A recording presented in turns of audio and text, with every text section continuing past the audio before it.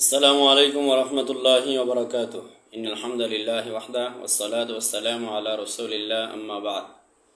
আলহামদুলিল্লাহ, সমস্ত প্রশংসা আল্লাহ তাআলার জন্য, যিনি আমাদেরকে মুসলিম হিসেবে জীবনযাপন করার তৌফিক দান করলেন। শুকরিয়া পাঠ করি আলহামদুলিল্লাহ। সালাত ও সালাম বর্ষিত হোক বিশ্বনবী মুহাম্মদ রাসূলুল্লাহ সাল্লাল্লাহু আলাইহি ওয়াসাল্লামের উপর। সম্মানিত উপস্থিতি, আজকে মদ সংক্রান্ত একটা হাদিস নিয়ে সংক্ষিপ্ত সময় আলোচনা করব ইনশাআল্লাহ। ওমা তাওফীকি ইল্লা বিল্লাহ, আলাইহি তাওয়াক্কালতু ওয়া ইলাইহি উনীব। সম্মানিত উপস্থিতি, আবু মুসা আশআরী রাদিয়াল্লাহু আনহু বলছেন, রাসূলুল্লাহ সাল্লাল্লাহু আলাইহি ওয়াসাল্লাম বলেছেন, লা ইয়াশরাবান্না নাসুন মিন উম্মাতিল খামর, আমার উম্মতের কিছু মানুষ পান করবে মদ, ইউসাম্মুনাহা বিগাইরি ইসমিহা, তার নাম দিবে ভিন্ন। আমার উম্মতের কিছু মানুষ পান করবে মদ, তার নাম দিবে ভিন্ন। উল্লেখিত হাদিসটি সুনানে ইবনে মাজাহ হাদিস নাম্বার 4020, 3384, মিশকাত হাদিস নাম্বার 4292, 5377, আবু দাউদ হাদিস নাম্বার 3688, 3689, নাসাই হাদিস নাম্বার 5658। হাদিসের মান সহিহ। সম্মানিত উপস্থিতি, একটু খেয়াল করুন যে হাদিসটাতে নবী সাল্লাল্লাহু আলাইহি ওয়াসাল্লাম বলছেন যে আমার উম্মতের কিছু মানুষ পান করবে মদ, নাম দিবে ভিন্ন। মানে মদ নামে পান করবে না, ভিন্ন নামে পান করবে, কিন্তু সেই জিনিসটা মদ। এখন কোন জিনিসটা মদ আর কোনটা মদ না, এটা নির্বাচনের জন্য কোরআন এবং সুন্নাতে এর নীতিমালা বর্ণনা করা হয়েছে। রাসূলুল্লাহ সাল্লাল্লাহু আলাইহি ওয়াসাল্লাম বুখারীর 4619 নম্বর হাদিসে বলছেন, ওমর রাদিয়াল্লাহু আনহু বলছেন বুখারীর 4619 নম্বর হাদিসে, তিনি বলছেন, আল খামরু মা খামারুল আকলু, মদ হলো সেই জিনিস যেই জিনিস বিবেকের ক্ষতি করে। মদ হলো সেই জিনিস যেই জিনিস বিবেকের ক্ষতি করে। ইবনে মাজাহ 3392 নম্বর হাদিস, 3393 নম্বর হাদিস, 3394 নম্বর হাদিসে নবী মুহাম্মদ রাসূলুল্লাহ সাল্লাল্লাহু আলাইহি ওয়াসাল্লাম বলেছেন, মা আসকারা কাসীরুহু ফাকলিলুহু হারাম, যেই জিনিস বেশি খাইলে নেশা হয় সেটার অল্পও হারাম। যেটা বেশি পান করলে নেশা হয় সেটার অল্পও হারাম। যেটা বেশি সেবন করলে নেশা হয় সেটার অল্পও হারাম। আর কুল্লু মুস্কিরিন হারাম, কুল্লু মুস্কিরিন খামরুন ও কুল্লু খামরিন হারাম, প্রত্যেক নেশাদ্রব্য জিনিসই হলো মদ, আর প্রত্যেক মদই হলো হারাম। তাহলে এবার আগে নেশা, কোনটা নেশা আসে কোনটা নেশা আসে না, এটা আগে নির্বাচন করতে হবে, খুঁজে বের করতে হবে। তো যেটার মধ্যে নেশা আসবে সেটাকেই নবী সাল্লাল্লাহু আলাইহি ওয়াসাল্লাম বলছেন মদ, আর সেটাই হলো হারাম। এবার আসেন যে নবী মুহাম্মদ রাসূলুল্লাহ সাল্লাল্লাহু আলাইহি ওয়াসাল্লাম বললেন, যেটার বেশি খাইলে, বেশি পান করলে, বেশি সেবন করলে নেশা হয় সেটাই হলো মদ। এবার আপনি যেই জিনিসগুলি দিয়ে পরীক্ষা করবেন, বিশেষ করে আমাদের সমাজে বহু ধরনের মদের ভিন্ন নামে মদ পান করতেছে। আমরা সেই বিষয়টা ক্লিয়ার করে শেষের দিকে আমরা সমাধান দেওয়ার চেষ্টা করব যে সবগুলো হাদিসের সমন্বয় আসল মাসআলাটা কি বা হুকুমটা কি। এবার আসেন, আমাদের বাংলাদেশে অনেক ধরনের নেশাদ্রব্য জিনিস মানুষ সেবন করতেছে, খাচ্ছে, পান করতেছে। এখানে আমরা নোট করেছি প্রায় 36টি আইটেম, যেগুলো শুধু বাংলাদেশে চলে। দেখেন, 1 নাম্বার দেশি মদ, 2 নাম্বার বিদেশি মদ, 3 জর্দা, 4 বিড়ি সিগারেট তামাক হুক্কা, 5 গুল, 6 গাঁজা, 7 হিরোইন, 8 ফেন্সিডিল, 9 ইয়াবা, 10 আফিম, 11 বায়াগ্রা, 12 নিকোটিন, 13 এলএসডি, 14 মরফিন, 15 কোডাইন, 16 থ্যাবাইন, 17 বিয়ার, 18 বাং, 19 কুকেইন, 20 ফ্যান্টানাইল, 21 চুলাই মদ, 22 তাড়ি, 23 প্যাথেডিন, 24 অ্যাম্পোটামিন, 25 ক্যাফেইন, 26 আইসপিল, 27 সানাগ্রা, 28 toluene, 29 rectified spirit, 30 denatured spirit, 31 codeine tablet, 32 potassium permanganate, 33 methyl ethyl ketone, 34 fermented wash জাওয়া, 35 বুপ্রেনরফিন বনজেসিক injection, 36 buprenorphine Tidigesic injection. এই হলো 36টি আইটেম আমাদের বাংলাদেশে চলে। এর মধ্যে প্রথম দুইটা দেশি মদ আর বিদেশি মদ, এই দুইটা ছাড়া বাকি যে 34টি আছে এর একটাকেই কিন্তু মদ বলা হয় না। দেখেন, গাঁজাকে কেউ মদ বলে না, হিরোইনকে মদ বলা হয় না, তার ভিন্ন নাম আছে। ফ্যান্সিডিল, এটাকে ভিন্ন নাম আছে, সেটাকে মদ নামে উল্লেখ করা হয় না। ইয়াবা, এটা ভিন্ন নাম আছে। আফিম, এটা ভিন্ন নাম আছে। বায়োগ্রা, এটার ভিন্ন নাম আছে। তো এই যে এই বিষয়গুলি কেন মদ, এগুলিকে কেন মানুষ বলে যে এরা মদ খায়, অথচ তারা তো মদ খাচ্ছে না, তারা গাঁজা খাচ্ছে, তারা ফেন্সিডিল খাচ্ছে, তারা ইয়াবা খাচ্ছে, তারা আফিম খাচ্ছে, তারা বায়োগ্রা খাচ্ছে, তারা হিরোইন খাচ্ছে। তো এগুলো তো একটার নামও মদ না। দেখেন, নবী মোহাম্মদ রাসূলুল্লাহ সাল্লাল্লাহু আলাইহি ওয়াসাল্লাম 1450 বছর আগে বলে গিয়েছেন, আমার উম্মতের কিছু মানুষ পান করবে মদ, নাম দিবে ভিন্ন, ভিন্ন নামে খাবে।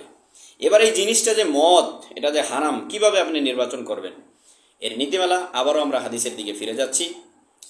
প্রথম কথা হলো, নবী সাল্লাল্লাহু আলাইহি ওয়াসাল্লাম বলছেন, প্রত্যেক নেশাদ্রব্য জিনিসই হলো মদ, আর প্রত্যেক মদ হলো হারাম।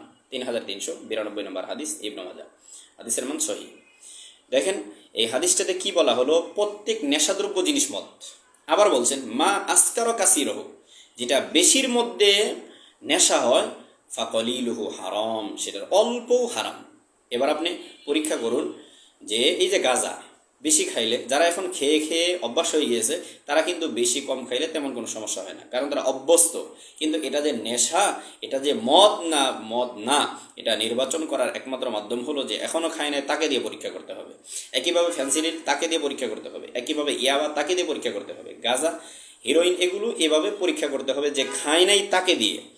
একইভাবে আমাদের অনেক মুসলমান পরিচয়ে অনেক নামাজি, আরও বিভিন্ন শ্রেণীর মানুষ যেটা পান করতেছে, খাচ্ছে, সেবন করছে, যেমন গুল, যেমন জর্দা, যেমন বিড়ি, সিগারেট।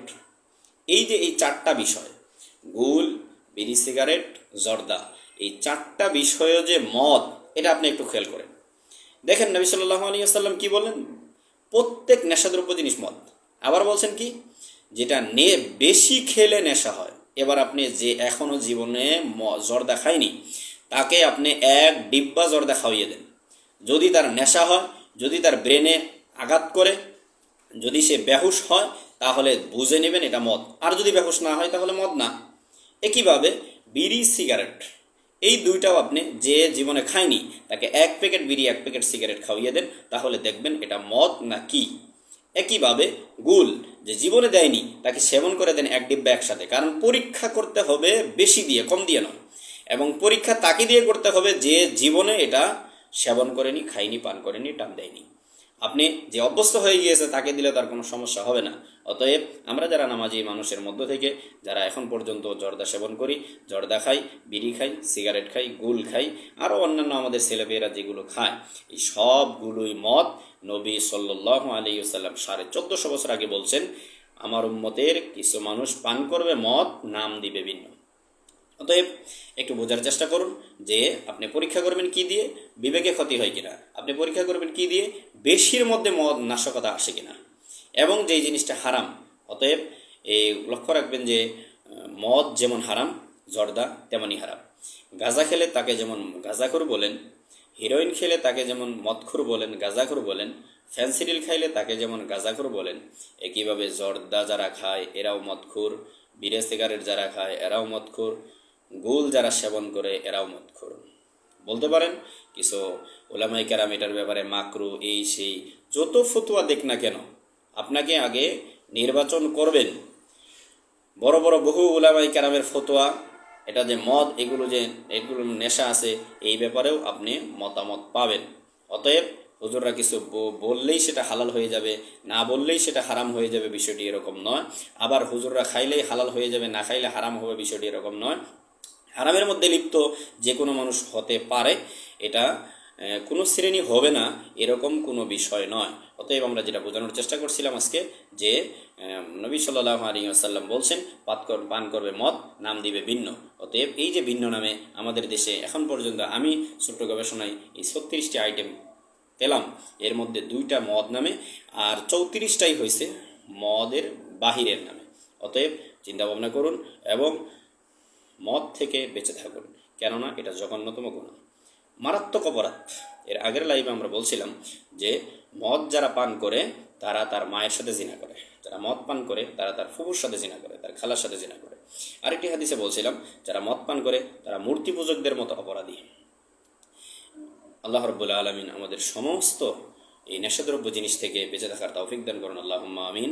আমাদের এলাকায়, সেই এলাকায় অনেক বড় একজন আলেমকে জিজ্ঞাসা করা হয়েছিল, একজন সাধারণ মানুষ, যে বলুন তো জর্দা এবং বিড়ি সিগারেট খাওয়া কি? তিনি সাধারণ ভাষায়, তার ভাষায় একটি জবাব দিয়েছিলেন। তিনি বলছিলেন যে জর্দা খাওয়া এটা হলো কাঁচা পায়খানা, আর বিড়ি সিগারেট খাওয়া এটা হলো শুকনো পায়খানা। এবার হালাল হারাম চিন্তা ভাবনা করে দেখো। অতএব আপনার মাথায় এগুলো নিয়ে আসবেন। এগুলো যখনই সেগুলো খাইতে যাবেন অথবা আপনার কেউ খাবে, তাদেরকে বিভিন্নভাবে বোঝানোর চেষ্টা করবেন। আল্লাহ যেন সবাইকে সঠিক বুঝ দান করেন এবং এই ধ্বংসাত্মক জিনিস থেকে বেঁচে থাকার তৌফিক দান করেন, আল্লাহুম্মা আমিন। আরেকটি হাদিস যে নবী সাল্লাল্লাহু আলাইহি ওয়াসাল্লাম বলছেন, লা দরারা ওয়ালা দিরারা, কারোর ক্ষতি করা যাবে না, নিজেরও ক্ষতি করা যাবে না। সূরা বাকারার 219 নম্বর আয়াতে, 216 নম্বর আয়াতে আল্লাহ তাআলা বলছেন, ওয়ালা তুলকু বিআইদিকুম ইলা তাহলুকা, নিজেরাই নিজেদের হাত দ্বারা ধ্বংসের মধ্যে ফেলে দিও না। এই জিনিসগুলির মধ্যে যে ক্ষতি আছে, বর্তমান সায়েন্স নিয়ে যারা গবেষণা করে তারাও বলছেন মদের, জর্দার মধ্যে ক্ষতি আছে, সিগারেটের মধ্যে ক্ষতি আছে, বিড়ির মধ্যে ক্ষতি আছে, গুলের মধ্যে ক্ষতি আছে, তামাকের মধ্যে ক্ষতি আছে। আর ইসলাম বলছে যেই জিনিস তোমার নিজের ক্ষতি করে সেটাও হারাম, সেটাও বাদ দিতে হবে, যেটা অন্যের ক্ষতি করে সেটাও বাদ দিতে হবে। আল্লাহ যেন আমাদেরকে সঠিক বুঝদান করেন, আল্লাহুম্মা আমিন। আল্লাহ যেন এই মুসলিম উম্মাকে এই ধ্বংসাত্মক গোনা থেকে বেঁচে থাকার তৌফিক দান করেন, আল্লাহুম্মা আমিন। এই জঘন্য গোনা থেকে বেঁচে থাকার তৌফিক দান করেন, আল্লাহুম্মা আমিন। আল্লাহ আমাদের সবাইকে দ্বীন ইসলামের জন্য কবুল করুন, আল্লাহুম্মা আমিন। ওয়া সাল্লাল্লাহু আলা নবিয়িনা মুহাম্মদ ওয়া আলা আলিহি ওয়া আসহাবিহি আজমাইন। আসসালামু আলাইকুম ওয়া রাহমাতুল্লাহি ওয়া বারাকাতুহু।